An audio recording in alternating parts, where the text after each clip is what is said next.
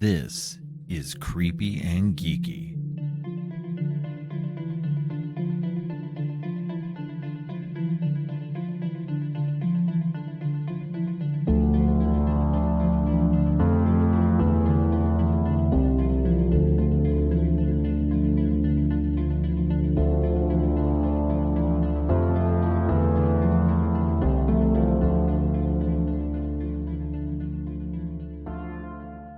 Hey, all you creeps and geeks. I'm your host, Robert, and today we're celebrating Black History Month by talking about Candyman, both the original and the 2021 sequel. Joining me to talk about these movies is my great friend, fellow podcaster, and frequent guest, Donna from the Donna Tha Dead podcast. Welcome back to the show, Donna. Hey, I am so glad to be back, Robert. Thank you for asking me to talk about these films because I'm super excited to talk about them with you. Oh, me too. Like I don't know. It's like I haven't really talked to anybody about especially 2021, which was the one that I really want to talk about. Yeah, me Because too. it's so good. And It's so really yeah. good.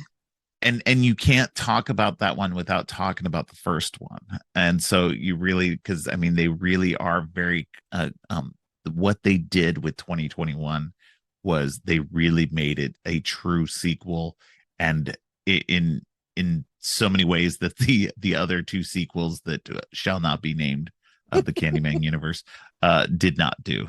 I agree. I agree So 100%. I honestly have only seen the first sequel of the original, yeah, and I can't sit through the other one. I'm sorry.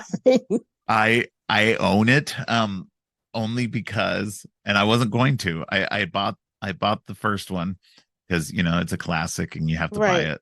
And then I bought the second one because it was on sale through Scream Factory. They have this their Scream Factory version. Right. And it's not a great movie.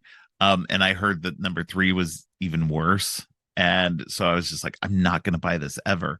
And then Vestron Video, their Vestron Video Collector series, put it out in a nice edition. Plus, it Hmm. came with a Devin Whitehead cover, and we all know, if you all follow my social media, You're a that I fan. love Devin Whitehead's artwork, and I'm a sucker for it, and I'm gonna buy it no matter if the movie's terrible or not. I So mean, I feel you on that. Some things I get just because I want the artwork, I want the cover of what it yeah, is, and I know you're a huge fan of his work. So, yeah. um, yeah, I'm gonna be honest. I'm gonna say something that's probably gonna get people angry at me. I am not a huge fan of the original '92 version. Not a huge fan of it. Oh, interesting, interesting. Yeah, we're gonna get into that. Yeah, Um, I'll let you but know yeah, why when we get to it when we start talking yeah, about it. But yeah. I do think we need one you more know, Candyman movie, just and hopefully it's a good one. Just because then I'll have all 5 Candyman movies, and then I can have say Candyman 5 times. So look it's a at stupid you. thing, but yeah. Okay, so I am trying something new here on the podcast, and you get to be my first person who gets to do it. Oh, I get to be And the so guinea pig. You're making me a guinea yeah. pig. So this is a new component that I'm going to be doing with all of my guests, at least the first time that they're on. Okay. So you've been on many times before, but Hmm. this is the first time I'm doing this, so you get to be the person. So, what was your first horror movie? My very first horror movie. Yeah, that you can remember. Uh, Probably it was a Universal monster movie. I know that it was probably The Okay. Wolfman, Okay. and it's purely because my mother, who I mentioned numerous times on this podcast and my podcast, she was a huge monster fan. Right. Um, and that's the first one I can remember because I think she just introduced me to all of those Universal monster movies before we started getting to like the gore and all of the really creepy ones as Right. I got Right. older. Yeah. So that's probably the first one I can remember watching. Okay.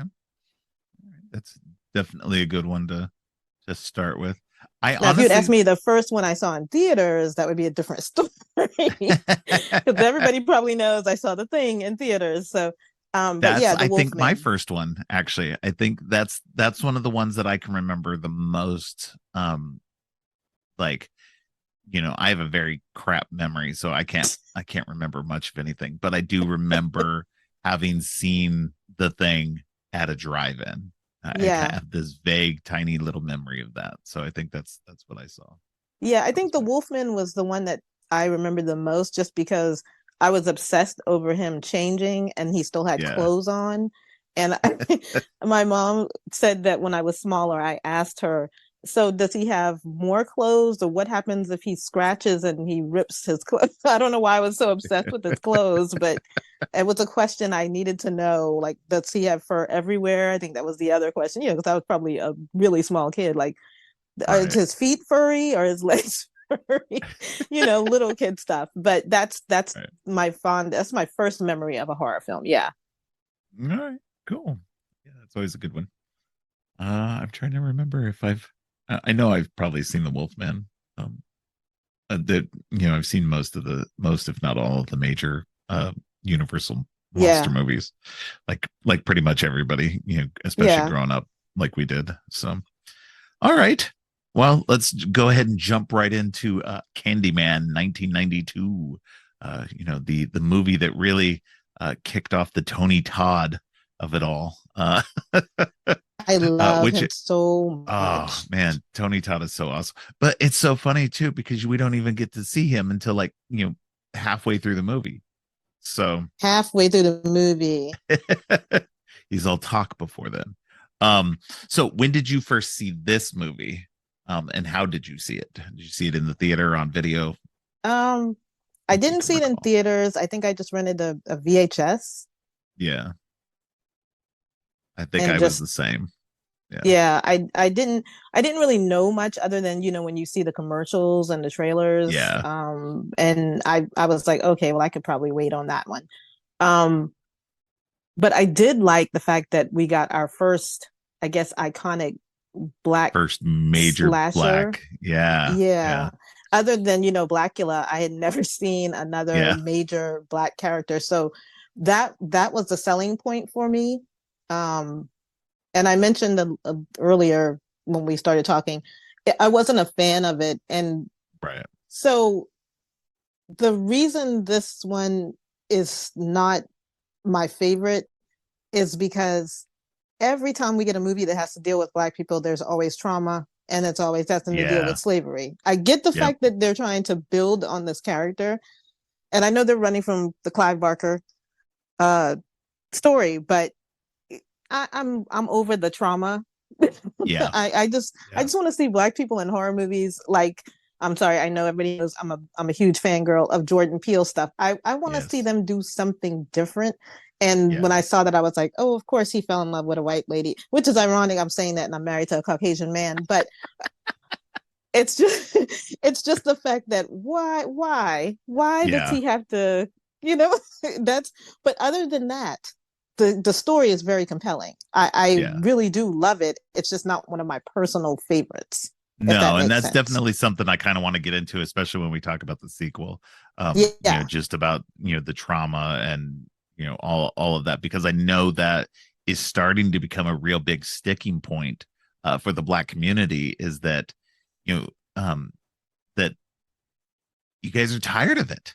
You guys are Yeah, tired we're of every tired. movie being couched in this trauma that, it's like, can you guys have a movie that is about something else that's not about that? That's not about Important that. movies that's, yeah. And I get it. I get it. But for whatever reason, the 2021 trauma makes more sense to me because it's rooted in something, and we'll get to that. But Yeah, yeah, this particular one is just like, okay, he fell in love with a white lady, they killed him, they lynched him, they cut off his hand, they got bees, and I'm just like, bro, really? It couldn't be about anything else. I don't, once again, like the movie, just not a personal favorite of mine on that alone. right. Yeah. No, and I feel very much the same. Probably not for the same reasons, of course. But I think that this is, for me, Clive Barker stuff has never been a huge attraction for me. A lot of his stuff is body horror, and I'm not as much into the body horror type of stuff, and Right. especially like the Hellraiser and everything, which is fine. But this one for me is a little bit better. For that, it's not so much body horror, although it kind of is a little bit. But this one, you know, they make this seem to be, in some ways, they're trying to make this romantic, um, but it Right. doesn't come off that way ever.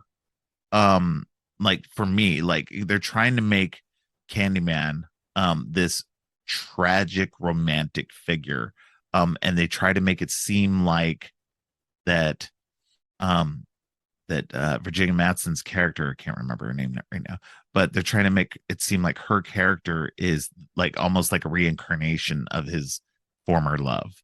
Oh, her um name's Helen, by the way. And yes, Helen, yes, Helen that's Lau. exactly what I was talking about. Because something like Blackula, it makes Yeah, sense. It makes a yeah, little bit more sense that that's a romantic type of thing going on. If you haven't seen it, or people listening haven't seen it, watch that and then you'll know what we're talking about. yeah, Because he comes back and he finds this woman that's, obviously some similarity to the woman that he right. lost when he became Dracula or Blackula. But this one, yeah, there's no the. It seems almost like he's a stalker. You Yeah. know what I mean?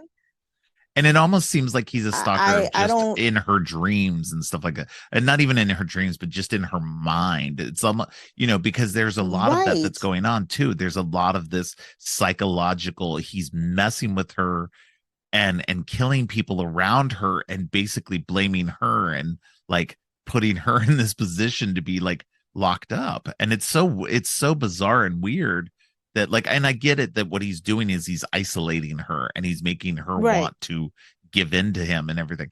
And so a lot of this, honestly, a lot of this is paralleled with the Dracula story. A lot of this is very much, him taking out people around her, uh, wanting this reincarnation of his lost love that's totally from Dracula. And yeah, so it's very much, and I think they even mentioned that, like Tony Todd has said that this is um like a black Dracula. mm-hmm. The black community has their own Dracula now. And I'm like, okay, but we had Blackula. Yes, So, we did. and I'm not dismissing Tony Todd at all because I love I'm Tony not. Todd, That's but what I'm saying. like we It's had hard for that, and me. this is such a weird version. Yeah, go ahead. Yeah, it's hard for me because once again, like we keep saying over and over, Tony Todd is fantastic. He's Yeah, bringing like this, you know, really regal element to this movie, and he's giving us this great character, but it kind of falls flat for me. You know what I yeah. mean? I think that it's I kind don't of know. interesting because I think that if they had done a straight, like a more straight, not even a straight retelling, but if they had done a a version of not necessarily Blackula, but Dracula with Tony Todd as Dracula, I think that could have been fucking fantastic. That would have been Um, fucking better. I mean, it would have been, but I get that they were trying to twist it in a way. They wanted to change it up and tweak it. And I'm sure that, the who is it, Bernard Rose, who directed it, he was Right. trying to fit this within um Clive Barker's story that wasn't Dracula based. And so he's kind of like melding these two stories together that don't quite fit together. I think it's still a great movie. It's Hmm. a fun watch, especially watching it this time. And I think that because 2021 is so good, and because it kind of fills in those gaps that the 92 one kind of leaves open. Yeah. And so, because there is in 92, what I do like about this was, upon researching it later on, was that there was this killer who climbed through the bathroom mirror and killed a woman. And so they added that, and it was in Chicago, in Cabrini Green, Right. and all of this. And so this whole like real life thing turned into an urban legend, that they then turned into a movie. And so I kind of like that aspect of it, especially because I've always been a huge fan of urban legends. And so I mean, seeing something like that turned into a movie was that aspect of it all was more interesting for me than the overall kind of like weird, Dracula-esque story of it all. I mean, that's what I think I still that's what kind of drives me to still like this because I'm like you. I love anything that's based on a real story that they've kind of formatted into a story, turns into an urban legend, and then becomes that film because all Candyman, them saying Candyman is just like Bloody Mary. Every kid's done Yeah, that at exactly. some point in their life. So, you kind of find that little tale and you put a little bit of the truth in there, then it becomes really creepy and shit. And I Yeah, love that. And there are certain things about this Candyman that I really love. The mural that they're looking at with the mouth and yeah, it being in the projects and having all of the African Americans in it that they're like, oh no, you don't want to do that. They try yeah, to give you, they're trying to be the harbinger and you're still kind of poking around. I yep, mean, that's on you. yeah, At some point, that's on you.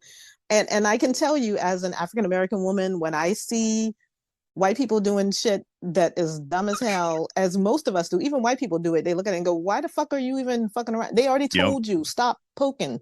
Well, what are you yeah, doing?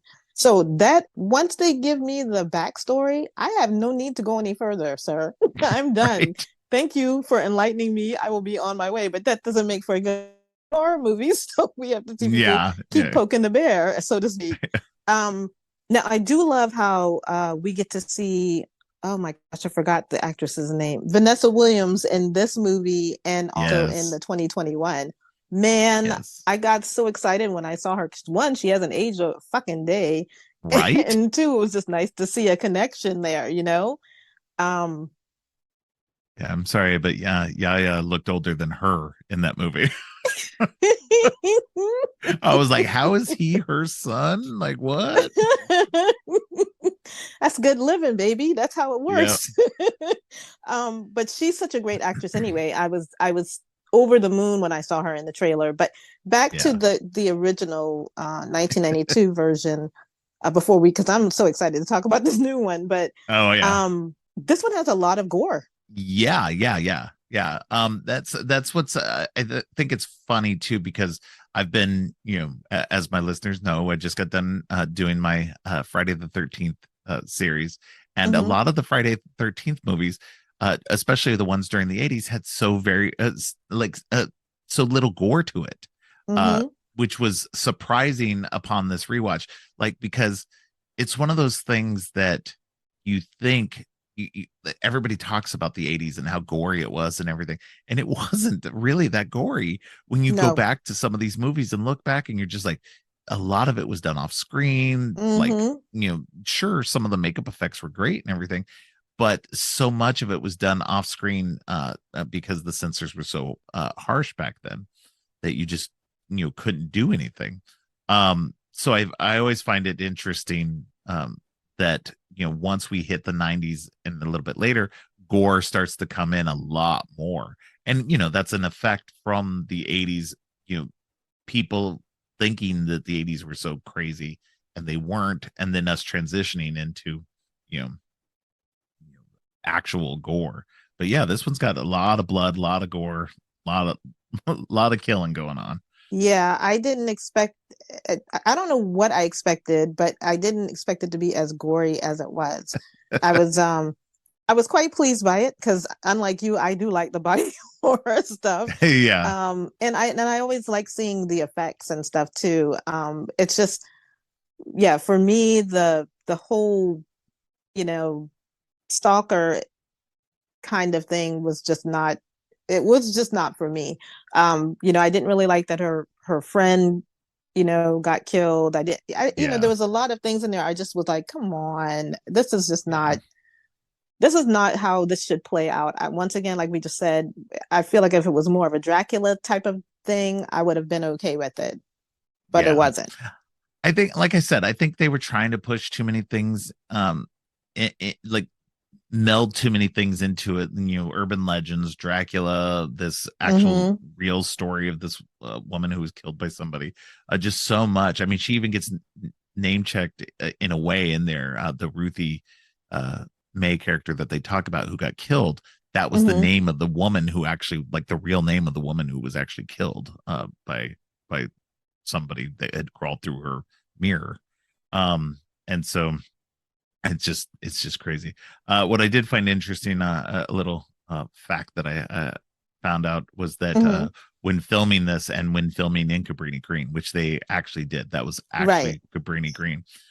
They actually had to, negotiate with all the five gangs that were active at the time so that they could all, get, actually film there, and do everything they needed to do. They just had to let them be, background extras. So Right. I do so that remember part was that. interesting. Yeah. And then I also, like you said earlier, the fact that he's really more messing with her mind, and for the bulk of the movie, everybody just thinks she's fucking crazy. Yeah. Uh, that once again, that's gaslighting to its Oh highest. I'm man, this sorry. is, yeah. No, it's that common trope of like nobody ever believes the woman because she's hysterical, and it's Right. just, and to be fair, I mean, without evidence, I get it. I get it. It's hard to, I mean, if a guy was doing the same thing, you'd be thinking the same thing, but it is such a common trope, especially in horror movies, of Yep. somebody stalking or trying to kill a woman and then them not being believed. That it's one of those things that just has gotten so tiresome, Hmm. that it's just, and that's why it's just like, okay, I enjoy this movie, but yeah, there are so many aspects of it to it that just haven't aged well. Yeah, I um feel like is it a classic horror movie? I think it's a classic horror movie. Is it the best yeah. horror movie? No. No. That's the short and sweet answer. No. Yeah.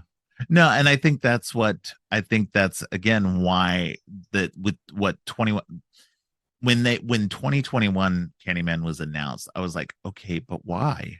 Why are we dipping into this well again? That Exactly. was, number one, was kind of okay to It begin was with, and then the okay. sequels were Exactly. terrible. So I was just like, why are we, like, I hope they can mine something new and different out of this, and I was definitely more interested because it was, Jordan Peele was involved in it, and so I was like, Right. okay, this sounds cool, hopefully it can go a good way, and they they knocked it out of the park. So Yeah, I will tell you that for the 92 version, and because it's Black History Month and I am black, I'm gonna say it. Everybody can come at me. I really don't give a shit. I can't root for everything that's got a black character in it. no, yeah, I mean, I of just course, can't. If it has to be good, once again, like the movie, but I'm with you. It's too much of a muddled mess of everything. We got an amalgam of this, and we kind of shook it up and said, "Here, take this. It's that's this is a good movie." yeah, you know and it was reaching. There was too much reaching, not enough fleshing out, and it's good. I own it. I'm not gonna knock Tony Todd ever, ever, ever, but no. yeah. I think that, well, and like I said before, I think that what 2021 does well is that it helps flesh out the mythos that the original created, and makes the original better, in a lot of ways that it wasn't originally. I When agree you with you 100%, especially when it comes to the social commentary that's going on in that film. Yes, oh yeah, yeah. I think, let's just get right into 2021, because I think that realistically, I think talking about it will help, with dealing with 92 a lot better, because like I said, Yeah. it's it it fills in those plot holes. It fills in those little moments that felt like so not great. And it I don't know. It's just it's we talk about this. We say this a lot of times when we're talking about these movies. It's just really good. Um, Mm-hmm. and so, and that was what was interesting about rewatching these back to back, like I did recently. Like, because before, like, I think I watched 92 before the 2021 came out, but like it was within a few days, and it wasn't like back to back like I did this Right. time. And back to back, you notice what they're trying to do with the new movie more so than when I saw it in the theater. And they do it so, in my opinion, and I'm just a humble horror nerd, but the 2021 is so, they do it so effectively. It's Yes. almost like you said, it's a new telling of a tale, and it fleshes everything out, and it gives us more backstory, and it just flows together so well. It doesn't feel like it's just piecemealed from different things. We No. still have the original kind of idea of saying Candyman's name, but there's so much more that we can fill in and go, oh, that makes perfect sense. Oh, I Yeah. understand this now. Yeah. So yeah, let's just go into that one. Since we're still talking about it already. Yeah. So 2021, which was directed fantastically by Nia DaCosta and co-written by Jordan Peele, Nia DaCosta, and somebody else I can't remember. Win Rosenfeld. That was who it was. And so they crafted a sequel that deepens the mythology, and creates a new version of the urban legend of Candyman. And basically, by not just talking about the original Candyman that we know, Tony Todd's version, Daniel Mm-hmm. Robitaille, but then brings in a history, a legacy of Candymen who have appeared, again in the 1920s and the 1950s, 1970s, and then now. And so it's this interesting, almost like every 30 years or so a Mm-hmm. Candyman appears. And it what happens is that by doing that, they make Candyman this, they tie it to Cabrini Green. They make him this mythological, like every 30 years or so, somebody has to take on this Candyman identity, to be uh, that area's boogeyman. And I Um, love that idea. It's like, yeah, unfortunately, it's a sad passing of the torch because something yes, does happen every 30 years that has to yes, have this new Candyman rooted. And that's what kind of hit home for me. It was just the fact that they showcase so much on injustice that was done without beating you over the head with it. And I yes, thought Nia DaCosta directed the hell out of this film because yeah, it's very much rooted in the Black community, but she does it without making it a preachy kind of thing. And that's what I loved no, about it. yeah. Well, and this has so many. Whereas the first one, we get we get the slavery overtones, and we get this, the '90s era Mm-hmm. of the projects and that kind of gangs and stuff like that. A lot of that was coming out around that time. We were seeing movies like Boys in the Hood, Right. and a lot of that kind of stuff about, which was great because we're getting movies, from That we directors and normally writers that wouldn't were, see. yeah, that we Mm-hmm. normally wouldn't see. Type So of we're getting aspect of these, life. Yep. yeah, exactly. And so that was cool. And then, we're talking 30 years later, and now we're getting a new movie that's talking about race and what it's like to be Black now. And like you said, it's not preachy. It's not about, it's not, it, yes, it's somewhat rooted in that trauma, but not so much so, and you can tell me if that's true or not, because you know this better than I do. But it felt less like it was rooted in that trauma, that you know it was more about not necessarily moving on, but kind of informing with that trauma. uh I think that's true. And what I also like about this one, I'm a huge fan of any movie that shows African Americans in a different light because even though they're talking about the projects, the main characters are doing pretty goddamn well in life. I mean, we've got yeah, Yaya, who's an artist, and his girlfriend, who's a gallery owner or director, and they're doing really fucking well. They're not right, like just living in the project scraping by and then this terrible thing happens, and then that kind of scared me too because it's like you know they're not just people who live in a projects who are poor and then this thing happens. They're at the best they are in life right now. Everything is Yeah. good, and then this tragic thing happens. So Yeah.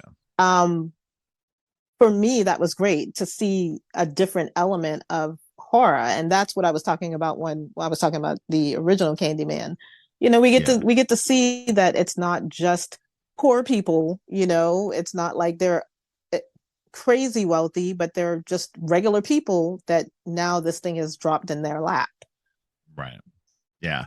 And I like that, one of the aspects that I like about this is that, they kind of they don't really go into it at first, but you kind of find out as you go along that Yahya Abdul Mateen's character is the little baby from the first movie. Right. And when I saw that, when I actually saw, I was like, holy shit, that makes perfect sense. Yep. That makes perfect sense. Um, And again, this is what was interesting about it because it's filling in that story bit the because gaps. that bit in Candyman, the original Candyman, he's feeding him his blood Mm-hmm. and he's turning him in a way. Like again, this goes into that Dracula aspect that isn't fully fleshed out in this first Mm-hmm. movie because they're trying not to fully, embrace that, but there is that aspect of it that he's feeding him his blood, he's tainting him in some way, he's corrupting him.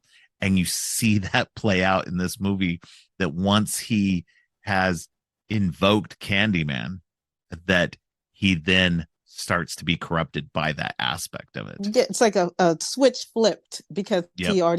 he's got that tainted bloodline now. And Yeah. I cannot tell you how great it was, especially at the beginning where they're telling, I think it's Tiona Paris's boyfriend, or no, her brother is there with his Brother. boyfriend, Yeah. and they're telling the story. And Yes. she starts getting like creeped out about it, and then we do see that she has trauma from, once again, trauma Yeah. from and but her trauma, not to trigger anybody, but her trauma, and then seeing her boyfriend starting to seem like he's unraveling, had Yeah. to be it's you could see how devastating that is for her, because now she's thinking, well, my father was this person and he had this tragic thing, and now I'm witnessing this all over again. I Yeah. felt so bad for her because she didn't know how to navigate and how to help him with this. And to me, and once again, I'm just reading into it, but to me, that also felt like how it is for a Black woman in the community when people have mental issues. How do you deal with Yeah. that as a Black person? Especially if they don't want to get help, or if they don't want to reach out for somebody. Um, because he really believed he was seeing all of these things, and he Yeah. didn't know how to break it down to her to where she could understand it. She just started having those visions of her dad, um well, not to trigger anybody once again, but having the visions of her dad killing himself, and then now Yeah. seeing almost like history repeating itself with her current boyfriend. uh Man, my heart was broken. I was just like, oh my Yeah. god.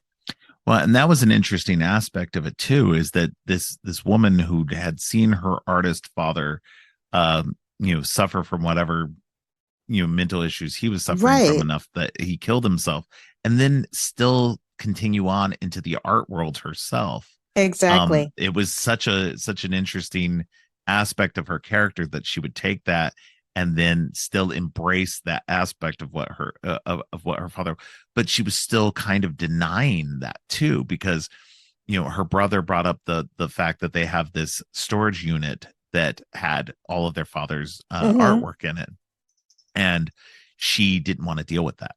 And so there was this weird aspect of not dealing with this past, but then still being so involved in it. And that just speaks to a lot of us who have, this kind of stuff where we just can't let go of certain aspects. Mm-hmm. And so I thought that was interesting. So Yeah, I thought it was too, because it's almost like her being an art director was a way of staying close controlling to her it. dad, but not Yeah. too close. Yeah. Yeah. And And helping, controlling that pain. Yeah. controlling that pain, and helping other artists achieve what her father probably could not. Yeah. Um, that's hard.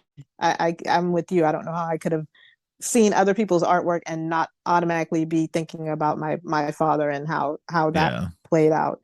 But And especially just being in that art world, like you said, and then seeing your boyfriend unravel like that, like mhm. just like what the hell is going on, you know? And I think you're So right, though. She was really pushing that down because it wasn't until he started kind of spiraling out that she started remembering all of those repressed memories of her father yeah, committing suicide as well. But and then the artwork was so great because as he's kind of unraveling, his artwork gets more and more, I don't want to say frazzled, but it gets more and more intense. Like, yeah, she's like, why would you paint this? And it's, that's the only way he can convey what's coming out of him, what right, he's going through. Uh, I really love just pretty much about everything in this film, from the beginning with the gentleman coming out of the wall and giving the kids the candy, yeah, and then seeing what happens to him. And like you said, the 30-year kind of trend of all of these social injustices, uh, it was something, like creating that hive of people, um, yes. which I thought was fascinating. I would have enjoyed seeing a movie about each of those, and then leading up to That's this one, honestly. yeah. So that's my thing was like that with this movie, it creates this backstory, this mythology Hmm. that deepens um, this whole Candyman story in such a way that you definitely like. I was the same. I wanted to learn more about these other Candymen, like I mean, we what kind of how get it in those little silhouette this yeah figures, which I at thought the was end really yeah ingenious to tell oh you so the good stories. But I yeah would have loved to seen all of those kind of in short snippets, and then kind of yeah culminating in this film. yeah well And go go ahead. ahead. No, no, I was just gonna say, like, and I like that, what they were trying to say with this movie was um, that each of these Candymen were created, each of the ones previous to this were created, due to, um, white people victimizing black people and Hmm. creating this Candyman, and this boogeyman for, because I mean, like we said, the guy from the 70s, he wasn't necessarily actually a scary person. He wasn't trying to hurt people. He was he was a nice guy trying to give kids candy. He got Hmm. accused of putting the razor blades in the candy Right. when it wasn't really him. And so he became this boogeyman, not through any fault of his or theirs or anything else, but because white people made him like that. Exactly. And, and that's what we saw with Daniel Robitaille, Tony Todd's character. And, but this time it was different.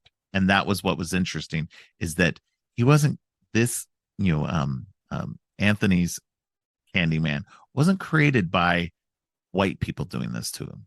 It was the kid who had encountered the 70s The Candyman, 70s version, yeah. I think, what had was it? like Coleman Domingo played Coleman such a Domingo. great role in it. Dude, I love his voice. I'm not even gonna lie. Like I do. he's got such a great voice. Oh my god. But to Every see time he tells him, stories, it's like so good. I know. I just want to sit there and listen to him all day long. Right? But He he needs did to do such a great audiobooks. job. I'm sure he does. He did such a great job because when we saw him as the we're spoiling it, spoiler alert, Oh yeah, as when we spoilers. saw him as, yeah, I know, when we saw him as the person who was orchestrating. I mean, he was like a puppet master because he first Yaya, his I character think he Anthony, was went and spoke to him. I think Go it was ahead. more opportunity than anything else, that he like, because Anthony was already like, he didn't set things in motion. Right. Anthony was already starting to be corrupted, by the Candyman, whatever was happening to him. But when he saw that that's what was happening, that's when he grabbed onto it. And he's like, "Oh my god, this is my time. This is my This is the chance." moment, right? That we You need to know? do this. Very subtle performance. Oh Like yeah, maybe one or two times, and then you see him towards the end doing what he's doing to Anthony to further the mythos, because yeah, in his eyes, this is what we needed to shine a light on what was going on. Well, Um, and this was like I him was I was creating a shocked. Candyman boogeyman that wasn't against the community, but was against the people who were victimizing The the people, community. It the was a oppressors Candyman of that the was a community. hero for them It in a was way. shocking. I Yeah. should have seen it coming, but I Yeah. didn't. Yeah. And I think that was the other reason why I was so excited. I was like, oh my God, I didn't even see that coming. Yeah. Yeah. Yeah. No, because it gives you a different aspect of this whole mythology that takes it in a different direction than what we've seen before and what we knew even up until that point. So, you know, uh, everything that we knew about it was all this one way. All these Candyman were victims, and that they then became boogeymen of the projects and everything of Granny Green, and then taking that and then becoming something else and becoming something, a not necessarily a hero but a boogeyman for everybody else to stay away from that area. um Exactly. and so it was interesting, like in that way. um I had a thought and now I can't remember. It happens. Yeah, but yeah, um, go ahead. and then once we do get to the ending, and we have the policeman that eventually shoot him because he's got Yes. the hook hand, and Coleman Domingo's character is already called the police, and uh, that scene where they're basically telling Tiana Paris's character Brianna Bree, I think, that Yeah. she needs to say that he was the killer and Yeah. that the shooting was justified. And I was Justified. like, holy Yeah. shit, this is Yeah. creepy as hell. Um, And topical as all I get don't out. know that, yeah, I was like really afraid that that was going to be it for her. And then we see now the Candyman that is created, and Yeah. it was something else. Like this was to me the best way they could have told that story. Yeah. Yeah. This took it, and again, like we said, this took it in a direction that one, there was no way that any of us could have foreseen, given what we'd seen before in the Right. Candyman movies, and that they made something so much better, and they made the first movie better by doing that. They Mm-hmm. made it more interesting and deeper, and so And I appreciate what they did with that. I'm with you because like you stated earlier, it ties up all of those loose ends, and it makes both of those movies kind of flow together. Like, Oh yeah. oh, this makes perfect sense now that I see this was the where it originated. This is how he's tied and rooted to it. All of that kind of comes together. So watching them back to back is definitely the way to go for me, because it makes the Yeah. 92 version infinitely better when you see the second part. Yeah. Well, and and that interesting aspect that I noticed this time watching both of them back to back like this was that mirrors play a big role, more so I think in this second one.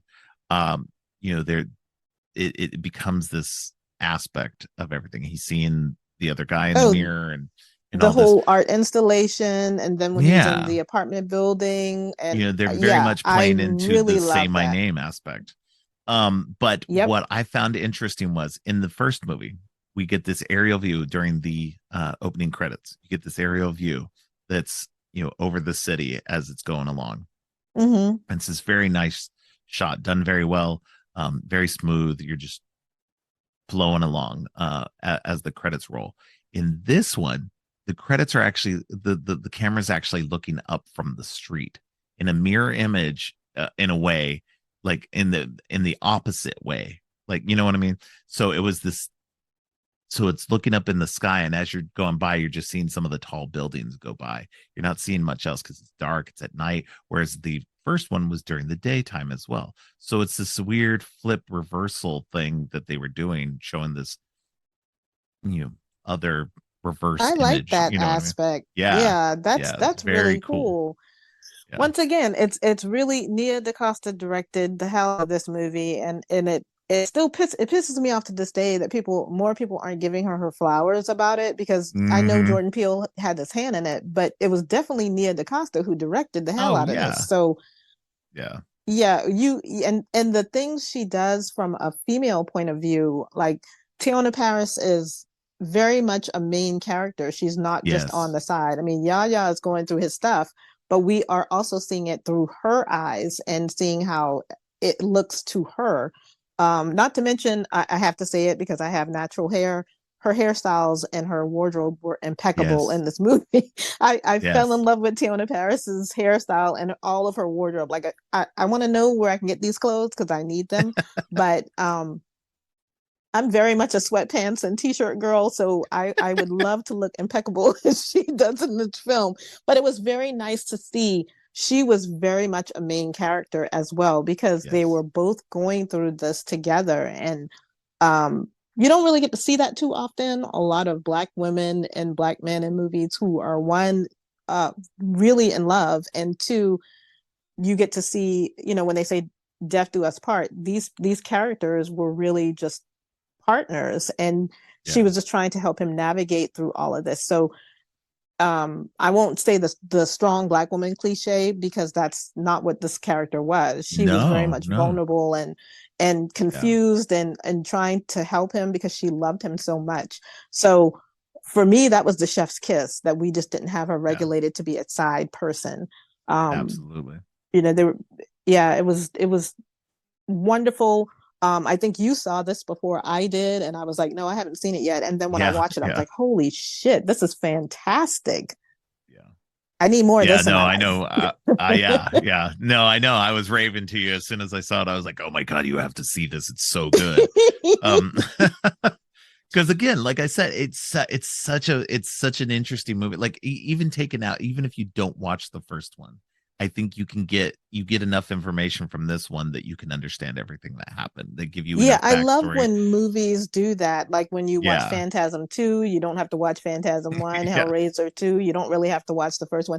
This one is a standalone, but also tethered with the other film. But like you said, you don't really even have to watch the film because they give you Right. everything that you need. Yeah. And so really is. Everything is Yeah. right where it's supposed to be. And like you said, you're not, if you haven't read a synopsis about this, even reading the synopsis, you're not gonna figure out where this movie is going. It's No. I tell everybody that I can to watch this one, and most people are so dedicated to the older one they don't want to. And I said, yeah, but this is its Oh, own thing. You gotta watch wow. this because Well, it's its own I thing. think you gotta watch this. Like, even if you love the first one and you for some reason are reluctant to see this one, which I don't understand. But Yeah, if you're reluctant to see it, you should see this one because this one deepens what the first one was doing. what This the one first one was about. makes the first one so much better. Even if you love that first one, I think that this Mm-hmm. second one or this fourth one technically makes we just wipe away the two and three. It's okay. Yeah, please. I don't Um know what you're talking about, sir. but we just it's so good and so it makes things so much better. Like I said, you watch both of these back to back, they definitely complement each other, and Mm-hmm. it's a true sequel. It is, when you think of a sequel, is a movie, a movie that helps deepen something, it isn't just a cash grab. Mm-hmm. And is a story that helps move that story along in such a way that you're just, I don't know. I was so severely impressed with this movie that I because I had not high hopes, but I had hopes that it would be good. Mm-hmm. Especially because Jordan Peele was involved. And yeah, Right. everybody should go to this movie because Jordan Peele's involved. He's definitely involved. But and because I mean, look, Nia DaCosta, this is only her second movie. Um, and her third movie comes out this year. She's doing a Marvel movie called The Marvels with Teyona Tomorrow, I Paris can't again. wait. Oh Yep. man, I can't wait. I So, know. so she's a newish director, but she's so good that, obviously Marvel's like, hell yeah, let's do this. And people can poo-poo Marvel all you want, but they make some good movies. They make So some damn good movies. and they get great directors. You can't tell me that they don't get great directors now. They are actually getting really good, indie directors to direct stuff now. And and Nia DaCosta is definitely one of those. And you owe it to yourselves to watch this Candyman sequel, because Yeah, it is just that good. I And agree with you 100%. Like, everything and we say about this doesn't even compare to how good doesn't the even actual touch movie to is. watching it. Yeah. Exactly. And Yeah. you've got those great actors. You've got you've got Tiana Paris, you've got Coleman Domingo. When I saw the names rolling up, I was like, oh, okay. I didn't even know Coleman Domingo was in this movie, but I'll check Yes. it out. And it was just stellar in my opinion. And I'm with you. Like, you owe it to yourself. If you love the original 92 version, watch that one and then watch this one. We promise you it will be like Oh, it'd be so eating a good. full 5 course meal, because you'll Yes. understand how it flows so well. Yeah. um Definitely watch them I back don't know to if there's back. anything else we can say about these movies. We've kind of gone on and on. And yes, this one does have trauma, but for me, Yes. the trauma in this made more sense for me, because it's almost like Tiona Paris's character Brianna is it's almost like she's looking in a mirror once again, that mirror aspect of what Yes. happened Yep. when she was a child and what's happening Yep. now. So that just kind of pulled it all together for me. It's just I feel almost like, and I'm just, this is my personal opinion, I feel almost like Jordan Peele and Nia DaCosta watched the 92 version and was like, you know what, we can take the story and we can make it what it should be. And then they Yeah. did, and it was great. And when Yep. Rose failed, I don't want to leave them out, but um Yeah. yeah, it was stellar in my opinion. Yeah. And Absolutely. I always upsell this movie, but now that we're talking about it, I think I will upsell it as in watch the 92 and watch the 2021 back to Yeah. back and make that a double feature. It's funny because you always do double features, I do. but that's perfect. It's perfect. It goes perfectly together, because It does. Yeah. I think if I did it that way, I'd probably have a little bit more love for the 92 version. I love Tony Todd, still Yeah. not a fan of the first one. But, and y'all can come at me. I am not afraid, and I am not afraid to tell you go fuck yourself, because this is my opinion. But Yeah. I'm glad that we had the discussion about these, because we've been talking about them anyway. I mean, we Yeah. always talking about movies. So really glad you got No. me to watch this one, because I would have Yeah. been pissed if I had missed out on this. Seriously. No. Yeah. I mean, our tastes don't always align, but I think they fairly do. Like, you and I have a lot of similar tastes in movies, and so it's I'm fairly confident in recommending a movie to you that Hmm. you'll at least enjoy it in some way. If I say you'll enjoy it, you probably will. Yeah. um but another aspect that I wanted to go back to on this was that, whereas the first one was talking about the projects and about how um black people were basically kind of rounded up and put into this zone, because they The talk about that. gentrification. Yeah. They're put in this zone that, like, between the highway and between the train tracks, and they're blocked off from the main part of the city. But in this new one, they're talking about how gentrification comes in, and Hmm. they made it safe for white people to come in, and they it's that's what was, again, another aspect of how, having this distance between the two movies also helped inform them with each other, Hmm. because they talk about how, the project aspect then becomes this new gentrified, like the whole area. Cabrini Green was then torn down and Yep. changed and made safe for white people, and all this, when white people were the ones who fucked it up to begin with, Well, so if bringing that aspect in, just talking about that, if you remember at the beginning of this one with the gentleman that was giving the candy to the kids, gave it to a white kid. If he gave it to a black kid, they probably wouldn't have given a shit. But because it was a Yeah. white kid who got the razor candy, then that's when they, oh, well, it's the projects. We have to get rid of the projects and all of Yeah. the people that are in it. And like, you're right, the whole generation is now more of an artsy white area. It's a safe area because it's white now. Yeah. Um, that whole aspect always makes me laugh because it's like, you know, you made everything great, beautiful, and you've got Starbucks and all of these great little Yeah. bohemian shops, but you know, people get robbed there too. I hope you realize that there are Yeah. criminals that will come there and rob you too. So you're not Yeah. eliminating crime, you're just making it so that people that don't have enough money live there. um Yeah. I live in a Exactly. really beautiful state. South Carolina is great.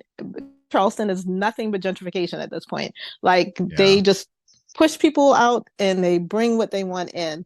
And I just always laugh at it because I'm like, you do realize that you owned none of this at the beginning of time. Like, when this was not Yeah. yours to begin with, and you could still get robbed here, mofo. This is not this is not making it any safer for you because they know rich people live there now. Who you think they're gonna rob? Your dumb rich Yeah. ass. So it once again, that's another great social commentary about Yeah. gentrification, because trust me, I see it more than I want to. Hmm. I live on an island, and it's just becoming more uh apparent that they're trying to push people who have less money out of where this Yeah. is. So I did love the fact that they touched on that. And Yeah. I mean, and it parallels what we have going on today. You know, if you see, Yeah. I can't remember the young woman who was missing, and it ended up that her boyfriend ended up killing. But you know, she was a young white woman. Everybody was like, "Oh my God, where is she?" You know, and black women go missing all the time, but you don't really hear anybody talking about it. So Yeah. that kind of social commentary, I feel like if they did a horror movie like that, I would like, oh, I'd be over the moon because, Yeah. like we talked about, this movie is not preaching, it's informing. It's informing you that Yes. these incidents happen, and this is the culmination of what happened when these incidents happen. Yeah. So informing is different than preachy. I don't like anybody that's going to hit me over the head with a message, but I do like being informed. And I think they Right. made this a film where you're being informed and it's enjoyable and still get all of the beats of a horror movie. And then you get a kind of a little twist of that. And then it's like, holy shit, this is fucking fantastic. That's all I can say. The Yeah. movie is it's fantastic. And this is, going back into this, when this new one came out, we had a lot of people going, "Oh my God, why is Candyman so woke?" Blah, blah, blah. And I'm like, did you not see the fucking first one? Like, you obviously missed, like, you obviously either A, did not watch it, or B, did not understand anything that was going on in the first one. Because the first one is all about race relations and, and all of this stuff that was going on. It's like none of this has not been a part of it.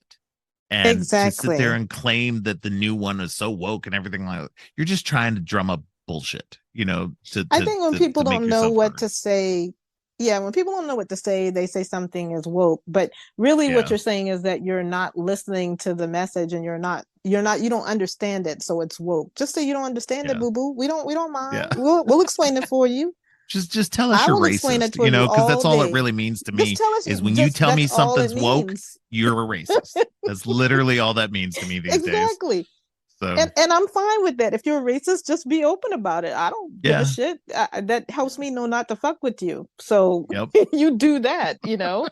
But yeah, they don't want to hear it, dude. They just no, just watch no, the fucking movie and shut the yeah, fuck just up. shut That's all up I and want watch you the to movie, or don't do. watch the movie. If you don't like it, shut Or up, go don't. somewhere else. Yeah, Yeah, get off my internet, we get jackass. real antsy on it. Oh man. Oh my gosh.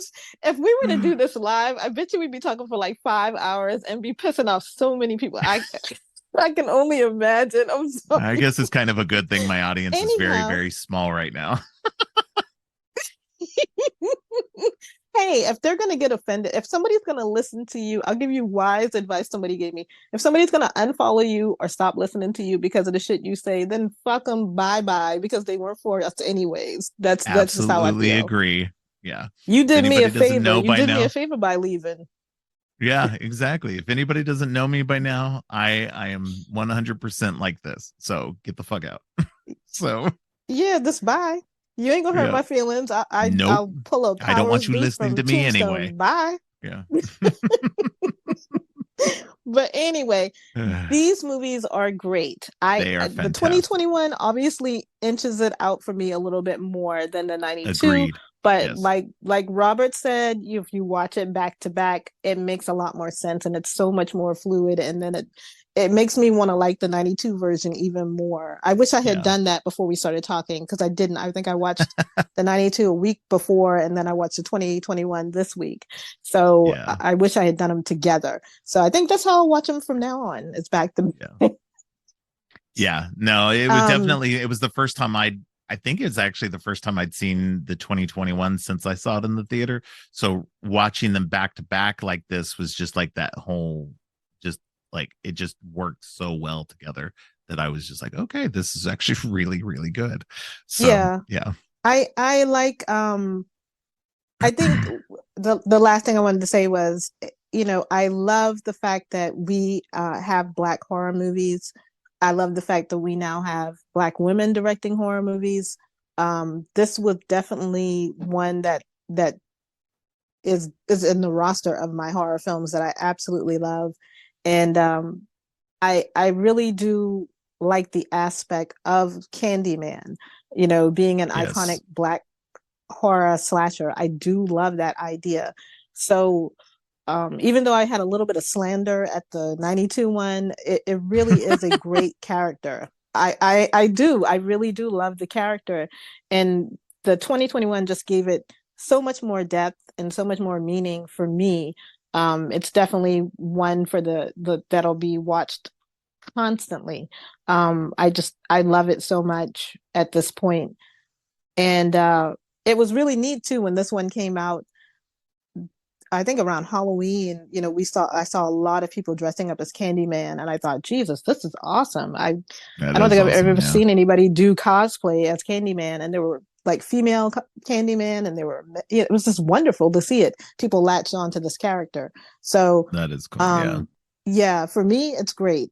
Just like when I saw Blackula, I was riveted by the fact that there was a Black Dracula. So, um, it's always good for me to see people that look like me doing stuff that I love, like horror movies and things like that. Right. It's amazing. So I think that's all I have for Candyman 92 and 2021, unless you had anything else you wanted to add about these Well, movies. I do want to add. I think that if you're going, if once you do watch Candyman 2021, and I suggest everybody do, Mm-hmm. stay for the end credits, because the end credits has this great um paper puppet show that goes on that, like Donna said earlier, gives you kind of a quick overview of the other Candymen and their history, and ties it all together really well. And you also get a neat rendition of the Philip Glass Candyman theme from the 92 movie. Oh Because yeah, that that was is something cool. I will say, 92 Candyman has a great soundtrack. Philip Glass did Great such a good score. job. It's so good. Yeah. And so they do a neat little twist on that, more of a kind of a music box version of his score from the original, and in the new one, and it complements that visual very well at the end. Yeah, like I So said, I would definitely love to check that see out. if wish we could get a short of each of those. Maybe not Yeah, a whole movie, but I want to see more of those so I can see actually the events that led up to the events. But they pretty much tell you in that yeah, silhouetted puppet. So yeah, definitely stay for the credits because it really does kind of add a nice little bow to the end of that film. absolutely. Yeah. All right. Well, that is all I have for the Candyman movies. I appreciate you coming back on and joining me for this Black History Month themed episode. Well, I always like coming back anytime. You know me. I do. And I love having you on. So, so, but thank you again. Why don't you let everybody know where they can find you online? All right. So you can find me on Instagram, Twitter, my podcast. Donna underscore the THA underscore dead. And you can listen to my podcast, or you can hit me up on social media if you want to fight me about Candyman 1992. I don't care. But that's where you can find me. And I don't go on Twitter as much, but I'm getting better at going on Twitter, but I'm mostly on Instagram. But yeah, just hit me up at any of those. And I'm sure, I hope I can come back with Robert and talk again, because we have good Absolutely. talks. Oh, absolutely. Yes, everybody who's listening who hasn't listened to Donna's podcast should go and listen to it. It's a fun podcast. She's deep into talking about The Last of Us currently as we're speaking. By the time this airs, it might be close to being done. But We got a might little still ways be to going on. go. Yeah. So so definitely check out those episodes along with all of our other episodes. It's a lot of fun. Oh, thank you. And of course, I will always have you back on. I try to have you back on regularly. Woohoo! Thanks again to Donna for joining me. Next episode, we begin a short series on the Scream franchise. In this first episode, I'm joined by Christy Adams, the co-owner of Nightmare Toys and Nightmare Cafe, and we will be talking about Scream 1 and 2. Thanks for listening. If you liked what you heard, make sure to subscribe on your favorite podcast app or at creepyandgeeky.com. You can follow the podcast on social media at Creepy and Geeky on both Twitter and Instagram. If you'd like to follow me, I'm Geek Thulu on Twitter and geek.thulu on Instagram. You can support the podcast by ordering teas and more from our TeePublic page.